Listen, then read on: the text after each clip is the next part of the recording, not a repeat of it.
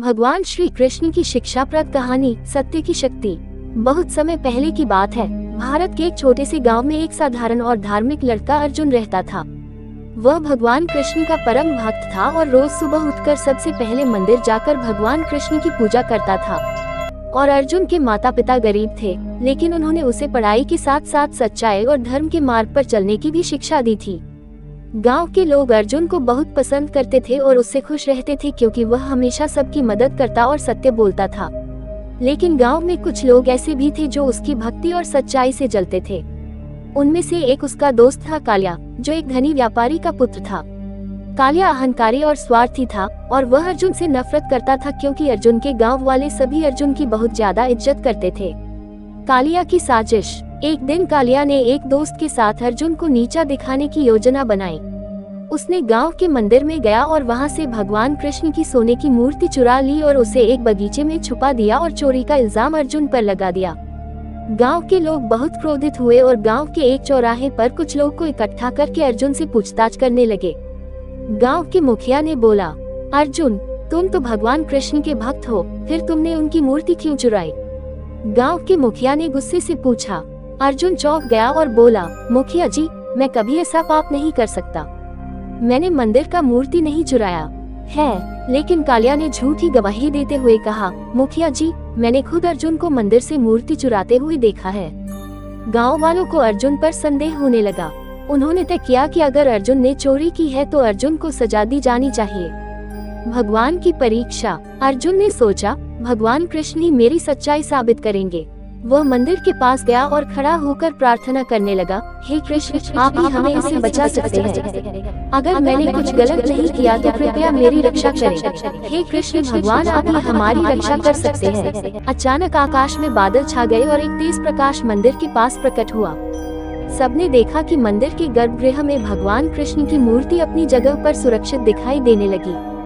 गांव वाले आश्चर्यचकित रह गए। कुछ देर के लिए सभी गांव वाले घबरा गए और कालिया डर से कांपने लगा, क्योंकि उसने खुद मूर्ति को मंदिर से हटाया था।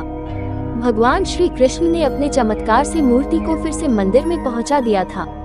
मुखिया ने गुस्से से कालिया की ओर देखा और कहा, सच बोलो कालिया, ये सब तुम्हारी चाल थी या ना? डर के मारे कालिया ने सब सच सच बता दिया। गाँव वालों ने उसे दंड दिया और कालिया ने अर्जुन से माफी मांगी। सत्य की विजय। अर्जुन ने सबको क्षमा कर दिया और कहा, जो सच्चे होते हैं भगवान उनकी हमेशा रक्षा करते हैं। हमें हमेशा सत्य और धर्म के मार्ग पर चलना चाहिए।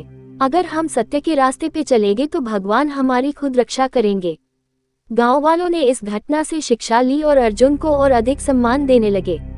भगवान कृष्ण के इस चमत्कार से सबको ये सीख मिली कि सच्चाई की हमेशा जीत होती है, चाहे कितनी भी बड़ी परीक्षा क्यों न हो। कहानी से शिक्षा। सत्य की हमेशा विजय होती है। भगवान सच्चे भक्तों की रक्षा करते हैं। झूठ और अहंकार का अंत निश्चित है। किसी भी परिस्थिति में हमें धर्म और सच्चाई का साथ नहीं छोड़ना चाहिए। ये कहानी भगवान के चमत्कार, भक्ति और सत्य की शक्ति को दर्शाती है। अगर आपको ये कहानी पसंद आई तो इसे और लोगों के साथ साझा करें, ताकि वे भी इससे प्रेरणा ले सकें। खूनी गुफा एक डरावनी कहानी।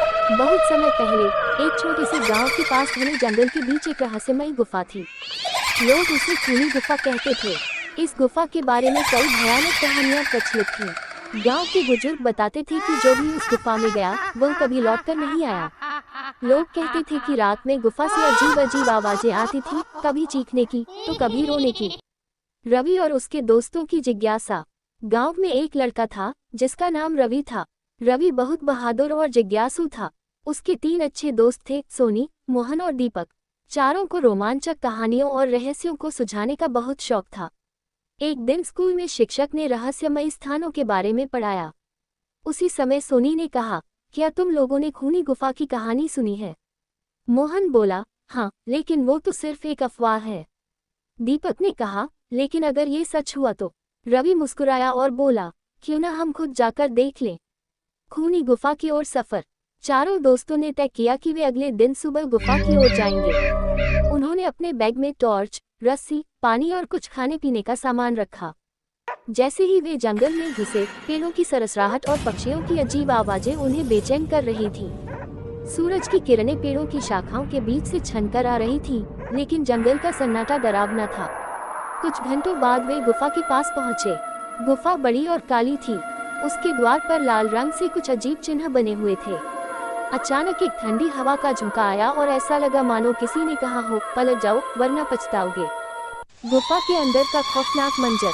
रवि ने कहा, डरने की जरूरत नहीं, हम साथ हैं।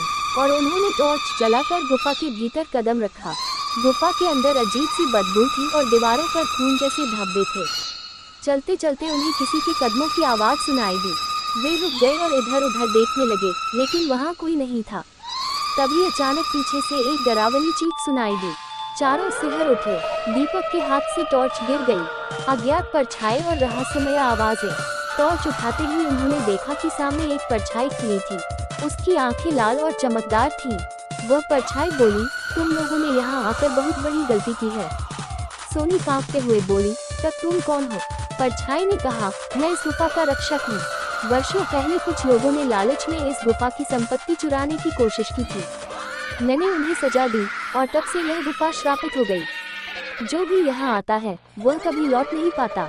रवि की चतुराई और साहस। रवि ने हिम्मत जुटाकर कहा, हम तुम्हारा कुछ नुकसान नहीं करेंगे। हम सिर्फ सच जानना चाहते थे।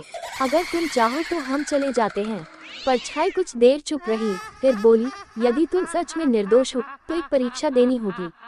इस गुफा में 3 दरवाजे हैं, पहला आग का, दूसरा सांपों का और तीसरा भूतों का। तुम्हें सही दरवाजे से निकलकर दिखाना होगा। तीनों दरवाजों की परीक्षा। चारों दोस्तों ने आपस में चर्चा की। रवि ने कहा, आग का दरवाजा बहुत खतरनाक है। सांपों के दरवाजे से जाना भी मुश्किल है। भूतों के दरवाजे से जाने में खतरा तो है, लेकिन शायद वे हमें समझ सके। चारों ने मिलकर भूतों वाले दरवाजे को चुना। जैसे ही उन्होंने दरवाजा खोला, सफेद धुएं में घिरी आत्माएं दिखाई दी। लेकिन आत्माएं चीखने की बजाय रो रही थीं। सच का खुलासा और श्राप की मुक्ति। रवि ने आत्माओं से पूछा, आप रो क्यों रही हैं? एक आत्मा बोली, हमें लालच के कारण मारा गया था। हमारी आत्माएं यहाँ कैद हो गईं। अगर तुम इस श्राप को तोड़ दो तो हम सब मुक्त हो जाएंगे। सोनी ने कहा, हमें क्या करना होगा?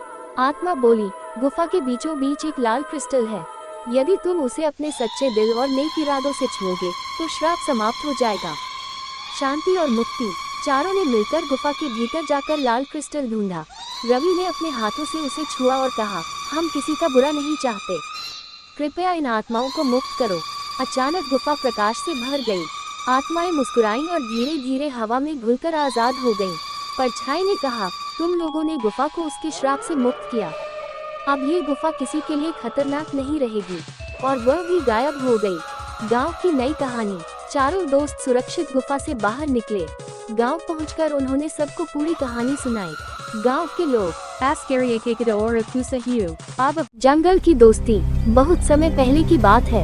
एक घना जंगल था जिसमें तरह तरह के जानवर रहते थे। हिरण, शेर, हाथी, लोमड़ी, बंदर और भालू सब अपनी अपनी दुनिया में मस्त थे। जंगल के नियम थे और सभी जानवर उन्हें मानते थे। परंतु एक दिन ऐसा कुछ हुआ जिसने पूरे जंगल को हैरान कर दिया। पहली सुबह की हलचल। सूरज की किरणें जंगल में फैलीं। पंछी चहचहाने लगे और जानवर अपने अपने कामों में लग गए। मगर अचानक चीखने की आवाज आई। सभी जानवर दौड़कर जंगल में पहुंचे। वहां देखा कि एक छोटा हिरन तालाब में फंसा हुआ था और मदद के लिए पुकार रहा था। हिरन को बचाने के लिए सभी जानवर चिंतित थे, लेकिन किसी में हिम्मत नहीं थी कि कोई भी तालाब के पास जाए। तभी एक मोटा और ताकतवर हाथी आगे बढ़ा। उसने अपनी सूंड से एक लंबी बेल पकड़ी और हिरन की ओर बढ़ाया। हिरन ने पूरी ताकत से बेल पकड़ी और हाथी ने उसे खींच लिया। हिरन सुरक्षित बाहर आ गया। सभी जानवरों ने हाथी की बहादुरी की तारीफ की। शेर की चुनौती। शेर, जो जंगल का राजा था, ये सब देखकर थोड़ा क्रोधित हुआ। उसने सोचा, जंगल का राजा मैं हूँ, लेकिन सब हाथी की तारीफ कर रहे हैं। शेर ने घोषणा की, कल से पूरे जंगल में एक प्रतियोगिता होगी। जो जानवर सबसे बहादुर और चतुर साबित होगा, वही जंगल का असली नायक कहलाएगा। ये सुनकर सभी जानवर उत्साहित हो गए। प्रतियोगिता का पहला दिन। अगली सुबह सभी जानवर प्रतियोगिता के लिए इकट्ठा हुए। पहली चुनौती थी तालाब के पार जल्दी से जल्दी पहुंचना। जैसे ही सीटी बजी, बंदर अपनी फुर्ती से पेड़ों पर झूलता हुआ झरने के पार पहुंच गया। हाथी भी अपनी भारी चाल से धीरे धीरे तालाब पार कर गया। मगर लोमड़ी ने अपनी चतुराई दिखाई। उसने झरने के पास एक गिरे हुए पेड़ का इस्तेमाल करके पुल बनाया और आसानी से पार कर गई। शेर ने कहा, बहुत बढ़िया लोमड़ी, चतुराई ही असली ताकत है। दूसरी चुनौती, बुद्धि की परीक्षा। दूसरी चुनौती में शेर ने सबको एक पहेली दी। जिसके पास 2 पैर नहीं होते फिर भी चलता है, जिसके पास पंख नहीं होते फिर भी उड़ता है, वह क्या है? सभी जानवर सोच में पड़ गए। बंदर ने कहा, शायद हवा। मगर शेर ने कहा, नहीं। हाथी ने कहा, शायद पानी। शेर ने फिर मना किया। अंत में लोमड़ी ने मुस्कुराते हुए कहा, ये समय है। समय चलता है और पंखों के बिना उड़ता है। शेर ने कहा, बहुत सही जवाब। सभी जानवरों ने लोमड़ी की बुद्धि की सराहना की। तीसरी चुनौती, साहस की परीक्षा। अब आखिरी चुनौती थी साहस की। शेर ने कहा, जो जानवर गहरे जंगल में जाकर सोने की घंटी लाकर लाएगा वही विजेता होगा। हाथी, बंदर और लोमड़ी तीनों जंगल में गए। जंगल में घना अंधेरा और अजीब अजीब आवाजें थीं। सभी डर रहे थे। तभी एक जगह पर तीनों ने देखा कि घंटी एक पेड़ की ऊंची डाल पर लटकी है और नीचे एक बड़ा अजगर सो रहा है। बंदर ने कहा, मैं पेड़ पर चढ़ सकता हूँ, लेकिन अगर अजगर जाग गया तो क्या होगा? हाथी ने कहा, मैं मजबूत हूँ, मगर अजगर मुझे लपेट सकता है। लोमड़ी ने कहा, डरने की जरूरत नहीं, हमें मिलकर काम करना चाहिए। मिलकर हल निकाला। लोमड़ी ने योजना बनाई। हाथी अपनी सूंड से एक मोटी डाल हिलाएगा जिससे घंटी नीचे गिरेगी। बंदर घंटी को लपक लेगा और तुरंत वहां से भागेगा। लोमड़ी अपने तेज दिमाग से अजगर का ध्यान भटकाएगी। जैसे ही हाथी ने डाल हिलाई, घंटी नीचे गिरी और बंदर ने उसे लपक लिया। अजगर जाग गया, लेकिन लोमड़ी ने उसकी आंखों के सामने अपनी पूंछ हिलाते हुए उसे उलझा दिया। तीनों तेजी से वहां से भाग निकले। सफलता और शिक्षा। तीनों जानवर घंटी लेकर शेर के पास पहुँचे। शेर ने कहा, तुम तीनों ने मिलकर बहादुरी, चतुराई और एकता का परिचय दिया। इस जंगल का असली नायक कोई एक नहीं, बल्कि तुम सब हो। क्योंकि शक्ति, बुद्धि और सहयोग जब साथ होते हैं तो कोई भी चुनौती बड़ी नहीं होती। सभी जानवरों ने खुशी से तालियां बजाईं। उस दिन के बाद से पूरा जंगल और भी ज्यादा एकजुट हो गया। अब वे जानते थे कि असली ताकत दोस्ती और मिलकर काम करने में है। सीख, ये कहानी हमें सिखाती है कि अकेले हम बहुत कुछ नहीं कर सकते, लेकिन जब हम मिलकर काम करते हैं तो हर मुश्किल आसान हो जाती है। चतुराई, बहादुरी और सहयोग से हर समस्या का हल निकलता है।